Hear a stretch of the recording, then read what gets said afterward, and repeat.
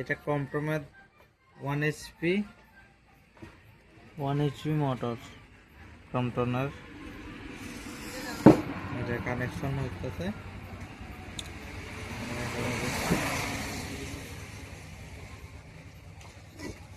এই পিছে দিয়ে বাঁধানো হয়েছে।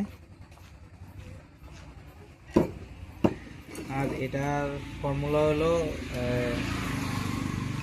22 আর 22.5 দিয়ে আছে 20, 30, 40টা করে 4টা সেট। আর 23 দিয়ে হলো স্টার্টিং কয়েলার, 23 দিয়ে হলো 21, 33 আর 50টা করে 4টা সেট হয়েছে। আর এবার থেকে এই দুইটা দিয়ে এগো আমার স্টার্টিং কয়েলটা কালো দিয়েছি, আর রানিংটা দিয়েছি হলুদ আর নীল, দুই কালার দিয়েছি।